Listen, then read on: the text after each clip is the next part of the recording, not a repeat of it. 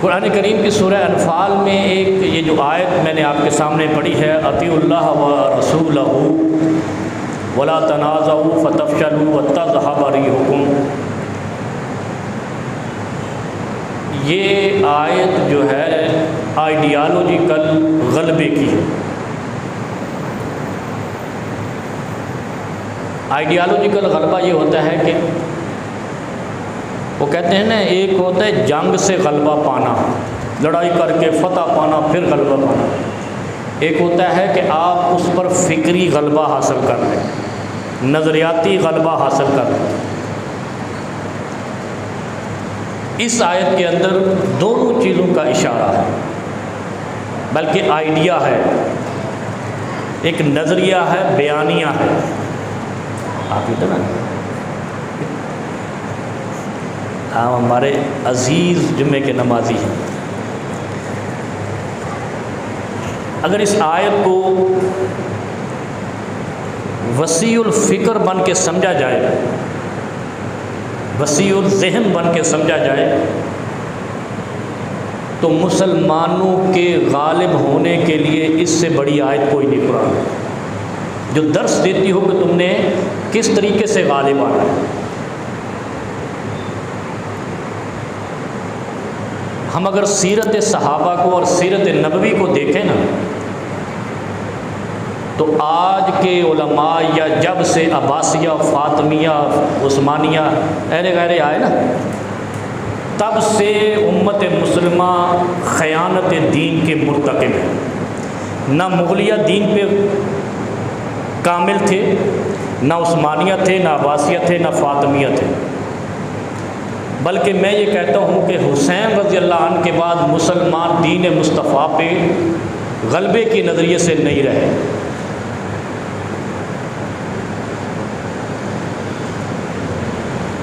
جہاد کا تو ہر دور میں کوئی نہ کوئی، وہ تو الجہاد ماضٍ الی یوم القیامہ، لیکن جہاد کرنے والوں کو بھی ان حکمرانوں نے اچھا نہیں سمجھا۔ جو گروہ جہاد کے لیے اٹھتا یہ اسی کے پیچھے پڑ جاتے ہیں۔ اور سب سے جو سیڈ والی بات ہے، افسوس والی بات ہے، جو گروہ جہاد کے لیے بھی اٹھتے تھے ان کے ہاں بھی رسی کی قدر نہیں تھی۔ رسی پہ تلوار اٹھی تھی نا حضرت عمر کی، اور اگر ان سے کہا جائے کہ آپ جہاد کے نام سے خیانت کرتے ہیں، ایسا نہ کریں، وہ کہتے تھے یہ جہاد کی برکتیں، اللہ کے راستے میں نکلنے کی برکتیں ہیں، یعنی مال غنیمت کو گھر لے جانا، یہ برکتیں لوگوں سے چندہ کر کے گھر لے جانا، زمینیں بنانا، لینڈ کروزر لینا اور بڑی بڑی گاڑیاں لینا جو حکمرانوں کے پاس بھی نہ ہو، یہ جہاد کی برکتیں ہیں۔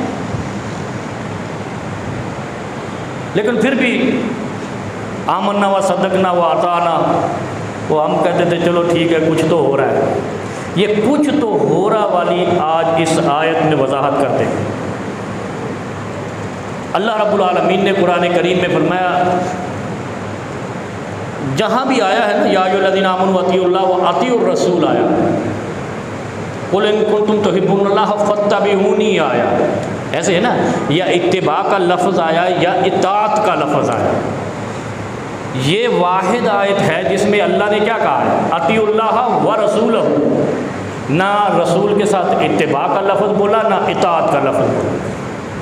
بس یہ ڈیفرنس آج کریں گے مفسرین اسلام کی نظر میں۔ اور اگر ہمیں یہ چیز سمجھ آ گئی نا، اگر آپ پڑھے لکھے ہوئے، تو آپ کے کیا کہتے ہیں رونگٹے کھڑے ہو جائیں گے کہ اللہ رب العالمین ہر جگہ پہ جب قرآن میں کہتے ہیں تو اطیعوا اللہ و اطیعوا الرسول کہتے ہیں، پھر اطیعوا اللہ و اتباع رسول کہتے ہیں، اتبعونی کہتے ہیں، میرے نبی کی اتباع کرو، یا خالی کہہ دیا رسولہ، اس کے رسول کی عطف معطوف، اطیعوا اللہ و رسولہ، لیکن اطیع دوبارہ نہیں کہا۔ اور آگے اس کے ایک اور بات ارشاد فرما دی جو ہٹ کے ہے، قرآن میں اور کہیں یہ بات نہیں ہے۔ آگے فرمایا وَلَا تَنَازَعُوا فَتَفْشَلُوا، اطیعوا اللہ و رسولہ وَلَا تَنَازَعُوا، ایک جگہ پہ فرمایا نا کہ جب تم میں کوئی جھگڑا ہو جائے تو اولی الامر کی طرف لے جاؤ، اور یہاں کہیں اور لے گئے۔ عظمت قرآن کو دیکھیں اور جہالت مولویت دیکھیں آپ، ناراض نہیں ہونا، یعنی ہم قرآن کو صحیح سمجھاتے نہیں، کیوں ہمارے گریبان میں ہاتھ آ جائے گا؟ جھگڑا ہو جائے قل ان کنتم، وہ کیسی ہے وہ آیت یار، فَإِذَا تَنَازَعْتُمْ فِي شَيْءٍ فَرُدُّوهُ إِلَى اللَّهِ وَالرَّسُولِ وَأُولِي الْأَمْرِ مِنْكُمْ۔ کیا فرمایا کہ جب تم جھگڑ پڑو تو اس کو پلٹا دو اللہ پر، اللہ کے رسول پر، اور حاکم وقت پر، وَأُولِي الْأَمْرِ مِنْكُمْ، جو صاحب ایمان ہو۔ اولی الامر بش نہیں ہے، ٹرمپ نہیں ہے، یا مودی نہیں ہے، اولی الامر مسلمانوں کا وہ ہوگا جو اس وقت حاکم وقت ہوگا، اور اگر مسلمان حاکم وقت نہ ہو تو اس وقت جو مسلمانوں کے گروہ کی سربراہی کر رہا ہو، جو اس دور میں بالکل بھی نہیں ہے، یا تو ہمارے حکمراں یہودیوں کے ایجنٹ ہیں، اور اگر ان سے ہٹتے ہیں تو ہم نے ہر گلی میں اپنے اپنے اولی الامر بنا رکھے ہیں۔ کتنی تنظیمیں ہیں مذہبی، دیوبندیوں کے الگ، شیعوں کے الگ، بریلویوں کے الگ، جس کا کوئی چارہ نہیں چلتا وہ جماعت المسلمین بنا لیتا ہے، کوئی کچھ ہے نا، تو بھائی کس کو اولی الامر مانے؟ تو اس کا مطلب ہے جب اولی الامر آگے آپ کے تاریکی آ جائے، آپ کے ہاں امیروں کی کثرت آ جائے، تو پھر وَاصْبِرُوا إِنَّ اللَّهَ مَعَ الصَّابِرِينَ، پھر اللہ اور رسول کی طرف جاؤ اور واپس نہ آؤ۔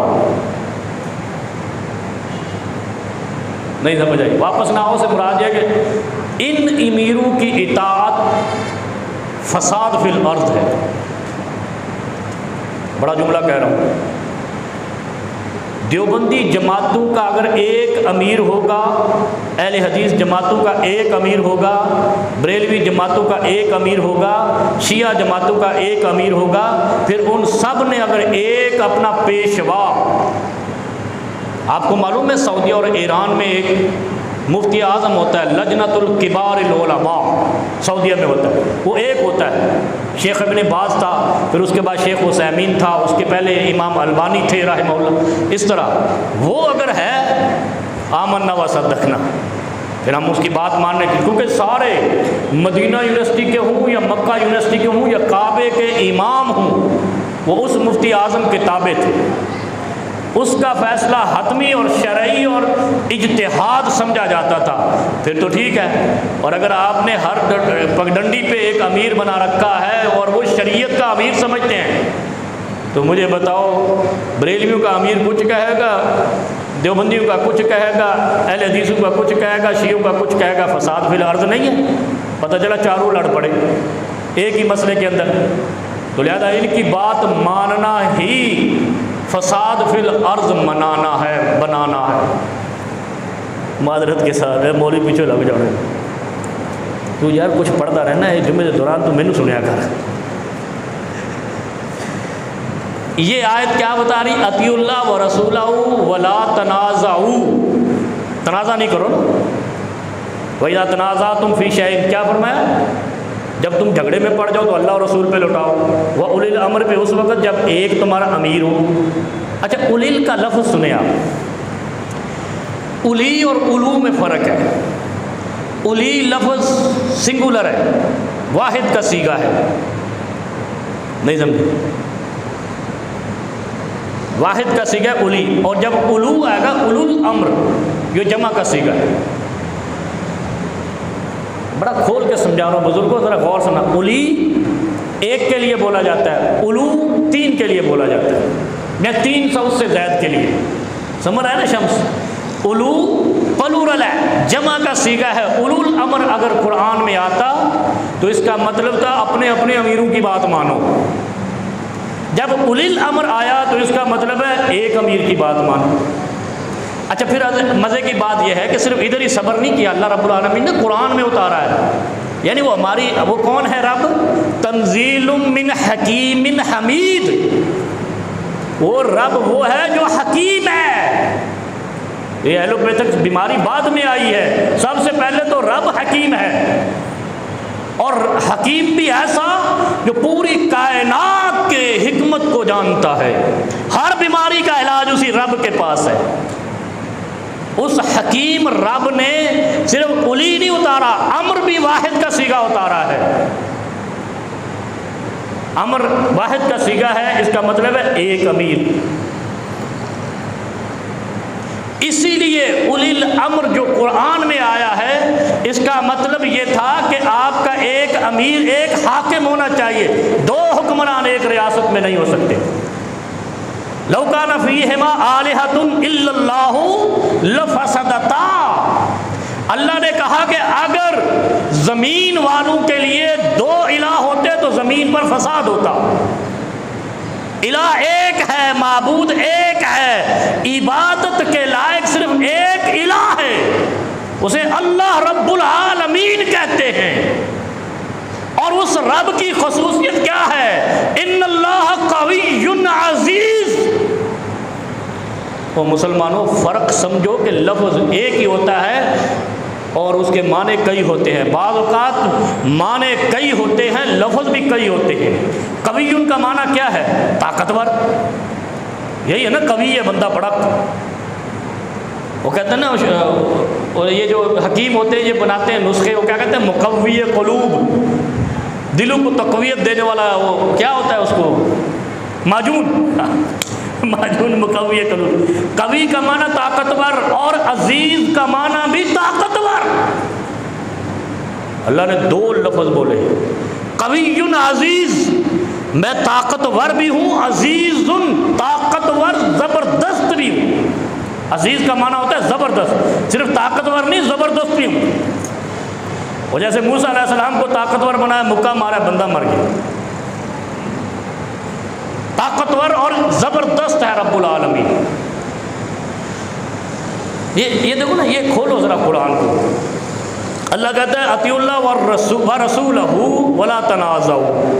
ایک طرف اللہ کہتا ہے میں قوی عزیز ہوں، دوسری طرف کہتا ہے ولا تنازعوا، تیسری طرف کہتا ہے اولی الامر، امیر ایک ہونا چاہیے۔ بس واحد کے صیغے دونوں میں ارشاد فرما کے تقویت دی ہے ایک ہی بات کو، جیسے قوی کہا، عزیز کہا، معنی ایک ہی ہے کہ اللہ زبردست بھی ہے، طاقتور بھی ہے۔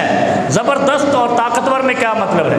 طاقتور یہ ہے کہ سب کچھ کر سکتا ہے، گردن دبا سکتا ہے۔ زبردست یہ ہے کہ اپنا فیصلہ نافذ بھی کر سکتا ہے۔ نہیں سمجھے؟ فیصلہ زبردست کسے کہتے ہیں؟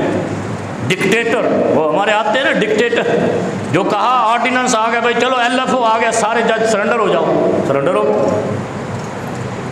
اللہ رب العالمین ایسا عزیز ہے، زبردست۔ اچھا ہمارے ہاں کیا ہے، ہم عزیز کو اپنا عزیز رشتہ دار سمجھتے ہیں۔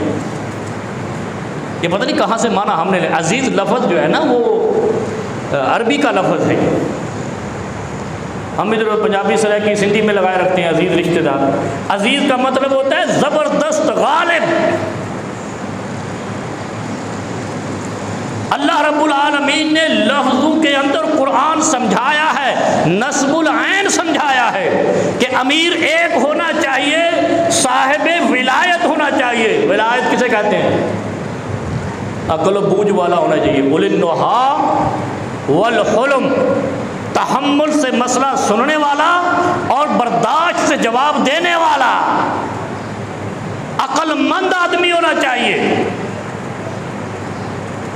ہم بے وقوف، ہم فخر سے کہتے ہیں وہ 13 سال دی بچی ساڑی MNA بن گئی، 13 سال دی بچی 23 سال 22 سال کی۔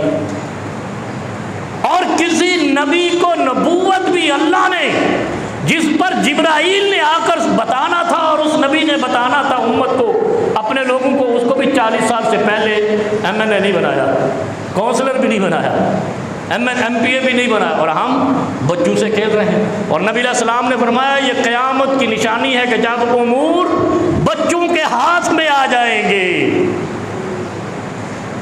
اور ہم جب میچورٹی آتی ہے، حلم آتا ہے، تحمل اور برداشت آتی ہے، کہتے ہیں اس کو ریٹائر کر دو۔ 60 سال کی عمر میں ریٹائر کرتے ہیں نا، یہ بالکل اسلام سے متصادم اور یہودیوں کا قانون ہے۔ جمہوریت کس کا ہے؟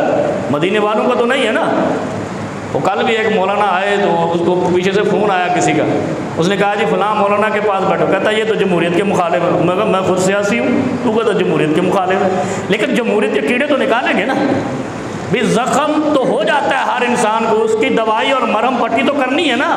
اب ہم سارے باہر بیٹھ جائیں گے، وہ بیمار بیٹھا ہے اس کو کیڑے پڑ جائیں گے، پھر دوائی تو کریں گے، مرہم پٹی تو کریں گے۔ جمہوریت اگر یہودیوں کا قانون ہے تو اس کو اسلام کی تحویل میں کیسے دینا ہے؟ اب کل بھی میرا درس تھا کہ سیاسی اجتماع میں، تو وہاں بھی میں نے جمہوریت کے کیڑے نکال دیے۔ ہاں ہمارے بچہ بھی ساتھ کہہ رہا ہے انہیں کے خلاف آپ نے تقریر کر دی۔ بھائی بات یہ ہے کہ جو غلط ہے اس کو غلط کہنے کی خدا کے واسطے جرت تو رکھو، کیوں غلام بن گئے ہو؟ باطل کے غلام ہیں ہم، جھوٹ کے غلام ہیں ہم۔ کوئی رشوت کھاتا ہے ہمیں پرواہ نہیں ہے، کوئی ہمارے سامنے جھوٹ اور کذب بیانی کرتا ہمیں پرواہ نہیں ہے، ایسے ہی ہے۔ اور اللہ کہتا اچھا یہ اس کی وجہ بھی یہ امیروں کی کثرت ہے۔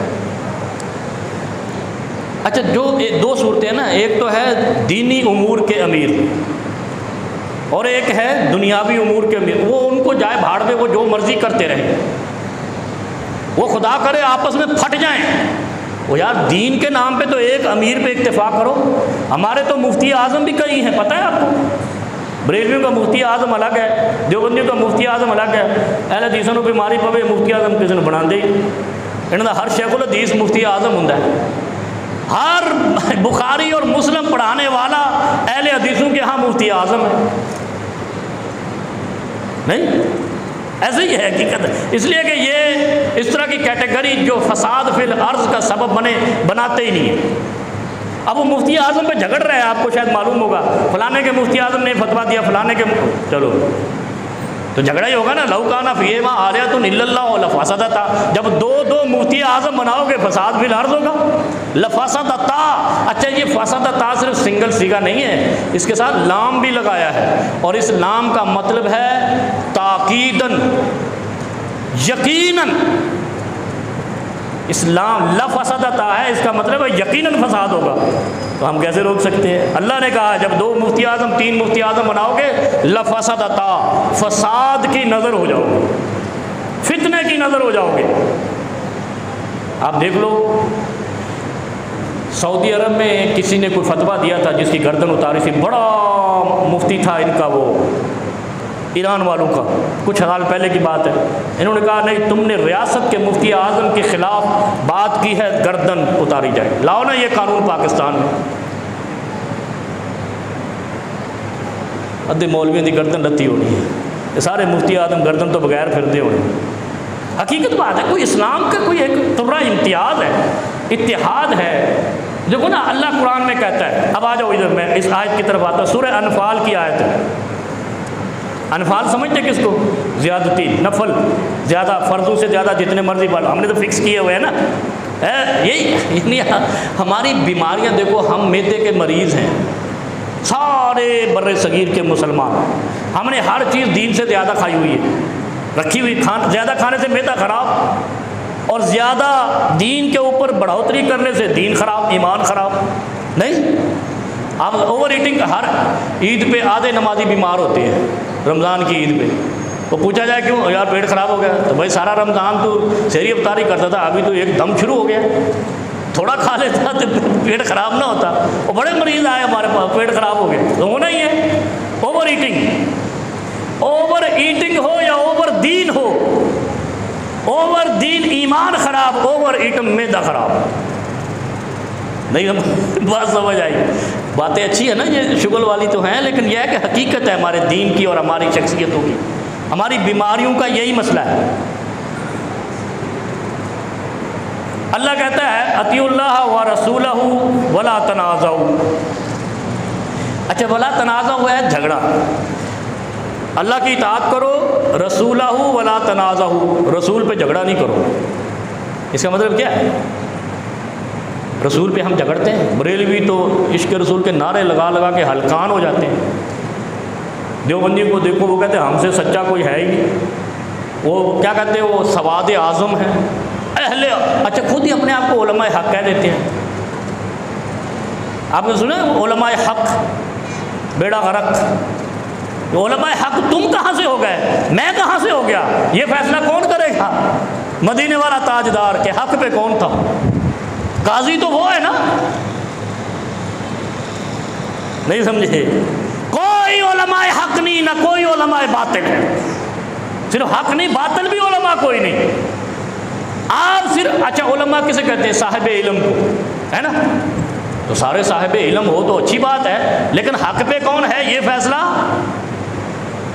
مدینے والا تاجدار کرے گا، کیونکہ اس نے کہا ما انا علیہ و صحابی، جس پر میں ہوں اور میرے صحابہ ہیں یہی حق پر ہے اور کوئی نہیں. تو یہ میں کہتا ہوں نا، کوئی بنو نا ابن مسعودی تو ہم کہیں تو صحابی پر ہے تو ہم حق سمجھتے ہیں. تو بننا علوی مذہب علی رضی اللہ عنہ پہ تو ہم کہیں تو حق پر ہے. تو کہے نا میں صدیقی مذہب صدیقی پہ ہوں، تم تو حنفی پہ ہو، حنبلی پہ ہو، مالکی پہ ہو، شافعی پہ ہو، جعفری پہ ہو، پتہ نہیں کیا کیا بلائے تم نے نکال رکھی. کوئی باقری ہے، کوئی قادری ہے، کوئی چشتی ہے، کوئی کچھ ہے، کوئی سور وردی ہے، کوئی نیلی وردی ہے، کوئی پیلی وردی ہے، کوئی کالی ہے، کوئی خاکی وردی ہے، جنہوں نے سب کو بھیڑ بکریاں بنا رکھا ہے. یہ ہمارا دین. دین کیا تھا؟ لقد کان لکم فی رسول اللہ اسوۃ حسنہ. ایک رسول تھا جس کو امام بھی ماننا تھا، رہبر اور رہنما بھی ماننا تھا، پیشوا و مقتدا بھی ماننا تھا. ہم نے اس کے نیچے کتنے امام نکالے، امام کائنات کی عظمت کو داغدار کیا. اس امام کی عظمت کو ہم نے داغدار کیا جس کو عرشوں سے امامت ملی تھی. ہمیں اس پہ اکتفا نہیں ہوا.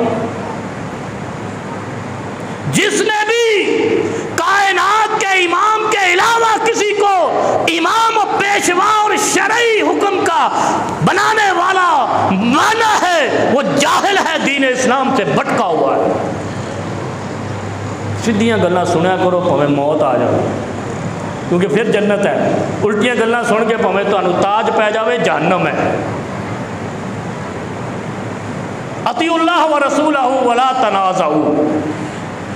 یہ آئیڈیالوجیکل نظریہ ہے اللہ رب العالمین نے جو کائنات پہ اتارا ہے محمد رسول اللہ صلی اللہ علیہ وسلم پر، کہ آپ کیسے غالب آ سکتے ہیں، کیسے برباد ہو سکتے ہیں. بس آپ دوبارہ مجھے ملے نہیں. کیا فرمایا؟ اطیعوا اللہ، صرف اتنا کہا. اللہ کی اطاعت کرنی ہے. اللہ کی اطاعت کیا ہے؟ کہ ان کنتم تحبون اللہ فاتبعونی یحببکم اللہ. یہی ہے نا. اللہ کی اطاعت یہ ہے کہ یہ جو میں نے نبی بھیجا ہے اس کی اتباع کرنی ہے، تب میں تم سے محبت کروں گا اور تم سے تمہاری محبت مجھ سے ثابت ہوگی. بس پورے قرآن کے اندر کہیں پر یہ کوئی ریلیکسیشن نہیں ملی کہ تم محمد کے علاوہ بھی کسی کو امام مانو گے تو شاید میں مان لوں، شاید میں مان لوں. پر have we accept? No, absolutely not. اللہ نے امام کائنات کے علاوہ کسی کی سفارش نہیں ماننی. کیا کہتے ہیں؟ شفیع المذنبین کون ہے؟ محمد کریم.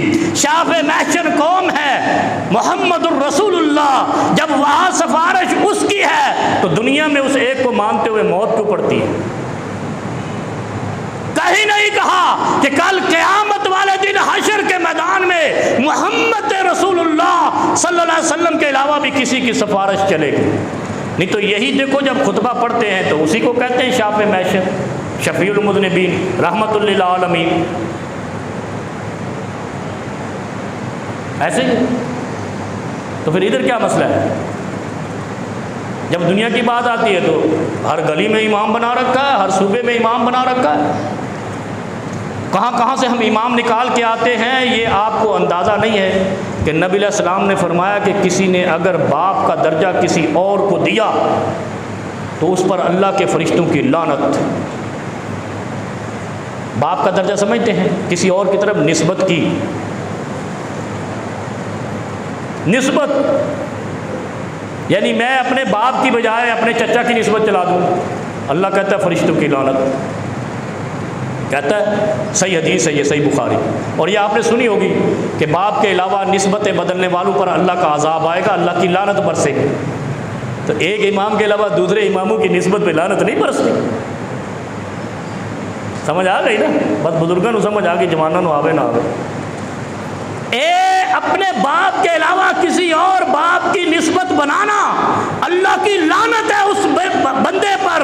تو جس نے ایک امام جو خدا نے امام مقرر کیا ہے، اس امام کے علاوہ دوسرے امام کی طرح نسبت کی، خدا کی لعنت نہیں برسے گی.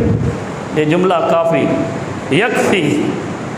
بس یہ سمجھ لو کہ ہم اپنے آپ کو کیا کہتے ہیں، نماز حنفی. تیرا بیڑا بہ جائے. محمدی نو کی گانے ہو گئی ہے یا وہ کوئی نقص نکل آیا؟ صلاۃ الرسول میں کوئی نقص آ گیا ہے جو صلاۃ الحنفیہ، صلاۃ الشافیہ، صلاۃ الجعفریہ تم ہے کتابیں یا نہیں ہے؟ میں آپ کو دکھا دوں گا نماز جعفری، نماز حنفی، بلکہ نماز حنفی کے علاوہ تو کوئی ایکسیپٹ ہی نہیں ان کے مدارس.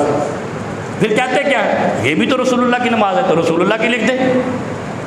اتنے موت پہندی ہے، اس میں کون سی قباحت ہے؟ اگر تو لکھ دے نماز مصطفی، نماز مصطفیٰ، نماز نبوی، نماز محمدی، کتنے لفظ لکھ سکتا ہے؟ کم از کم نسبت تو محمد کی طرف ہو جائے صلی اللہ ہو. پھر یہ دھوکہ کیسے دیتے ہیں کہ نماز حنفی بھی تو وہی ہے، تو پھر لکھ دے محمدی اگر وہی ہے. اس کا مطلب ہے بیچ میں کوئی دال میں یا داڑھ میں کالا کالا ہے کیڑا. یہ کیڑا ہی مسلمانوں کو ایک نہیں ہونے دے رہا. اور جو زیادہ شرارتی ہو اس کو کیا کہتے ہیں؟ جو زیادہ شرارتی ہو اس کو کیا کہتے ہیں نا، بڑا کیڑا ہے. تو جو نماز محمدی کے علاوہ کسی اور کی نسبت سے نماز کی کتاب چھاپے اور کہے یہ وہی ہے، اس کا مطلب اس کی داڑھ میں کیڑا ہے جو اس کو ٹکنے نہیں دے رہا. محمد رسول اللہ پہ کافی ہو کر ٹکنے نہیں دے رہا. یہی وہ آیت کہتی ہے سورہ انفال کی، اطیعوا اللہ ورسولہ ولا تنازعوا فتفشلوا وتذهب ريحكم. 3 ڈگریاں ارشاد فرمائی ہے.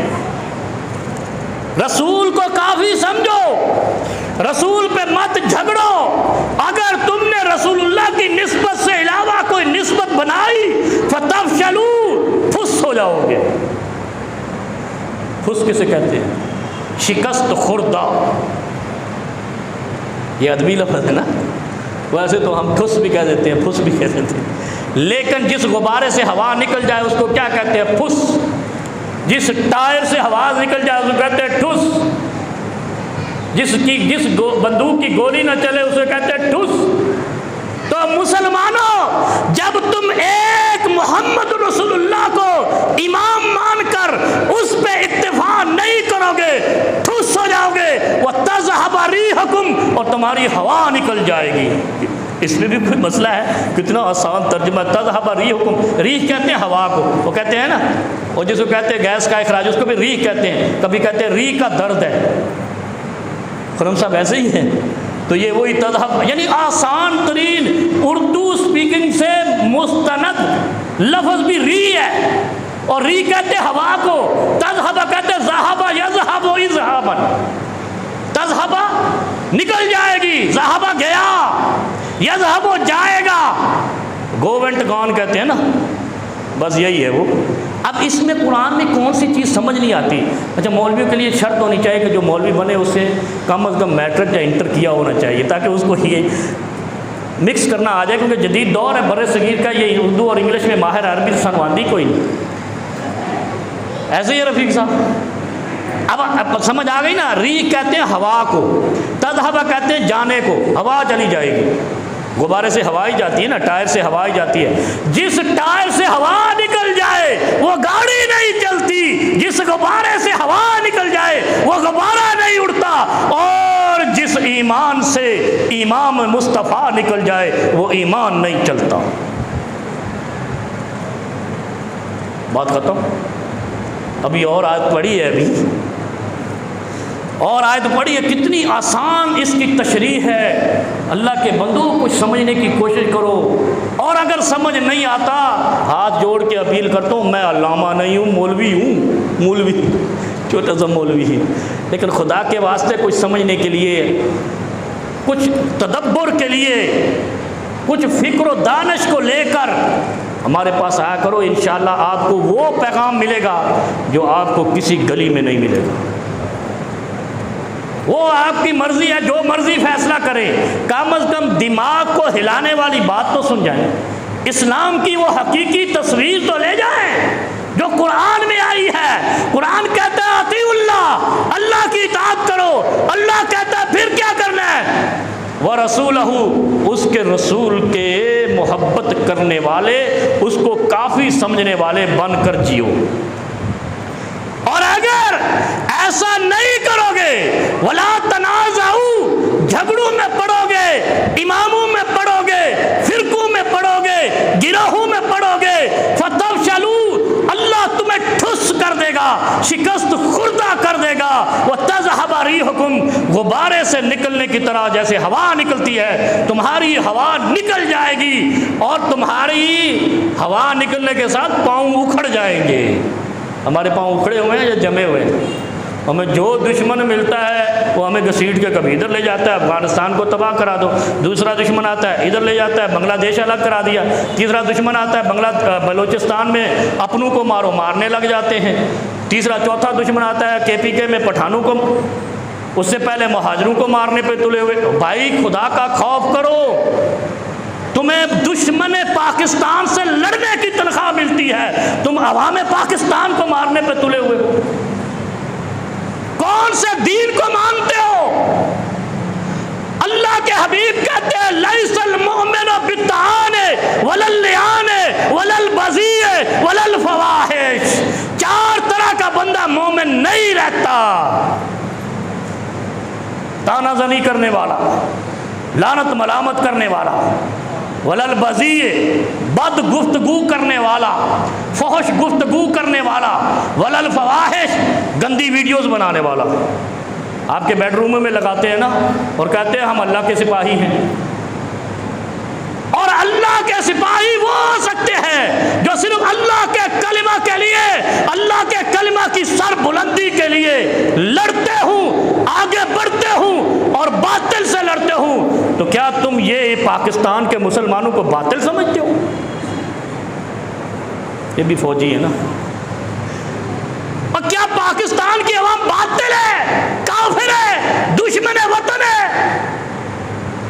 اطیعوا اللہ ورسولہ ولا تنازعوا فتفشلوا وتذهب ريحكم۔ قرآن کی آیت سن لو، اگر تم نے مسلمانوں پر جلغار بند نہ کی، رب کعبہ کی قسم ہے تمہارے غبارے سے ہوا نکل جائے گی، تمہارے پاؤں اکھڑ جائیں گے اور تم ٹھس کر جاؤ گے۔ کسی دشمن سے مقابلہ، دشمن دین ہو یا دشمن وطن اسلام ہو، اس سے مقابلہ نہیں کر سکو۔ اور نہیں کرتے، ہم تو ڈرے ہوئے، ہم نے جنگ کرنی ہی نہیں، تجارت کرنی۔ آگے اللہ رب العالمین پھر ان مظلوموں کے لیے ایک پیغام دیتا ہے اسی آیت میں، سورہ انفال میں کیا کہتا ہے؟ وَاصْبِرُوا إِنَّ اللَّهَ مَعَ الصَّابِرِينَ۔ جب کوئی تم پر جبر کرنے والا، ظلم کرنے والا آ جائے، صبر کر کے تو دیکھو، صبر کر کے تو دیکھو، ان اللہ مع الصابرین، اللہ صبر کرنے والوں کے ساتھ ہے۔ پھر کیا ہوتا ہے؟ جو قوم صبر پہ آ جاتی ہے، اللہ کے سامنے اپنی مظلومیت کو پیش کر دیتی ہے، اللہ غیب سے ان کی مدد کرتا ہے، پھر 313 ہزاروں پہ غالب آ جاتے ہیں۔ یہ ہے اس قرآن کا پیغام۔ کیا؟ اطیعوا اللہ و رسولہ، اللہ اور رسول پہ متحد ہو جاؤ، اللہ اور رسول کی اتباع پہ متحد ہو جاؤ، اللہ کے حکموں پہ سر تسلیم خم کر لو، غالب آ جاؤ گے، قوی عزیز کی طرح زبردست ہو جاؤ گے، مسلمان بن کر، ایمان والے ہو کر، ایقان والے ہو کر کبھی مغلوب نہیں بنو گے اگر تم اللہ اور رسول پہ متفق رہے۔ اور ہم متفق نہیں ہیں، جتنا مرضی ہم آنکھیں بند کر کے کہیں، ہم نے پہلے یہ وضاحت کر دی ہے کہ جو محمد رسول اللہ صلی اللہ علیہ وسلم کے علاوہ کوئی بھی نسبت کرتا ہے، اللہ اس پر لعنتیں کرتا ہے، اس کو ٹھس کر دیتا ہے اور اس کو شکست خوردہ کرنے کے ساتھ ساتھ اس کی ہوا اکھاڑ دیتا ہے۔ اللہ رب العالمین ہمیں عمل کی توفیق عطا فرمائے۔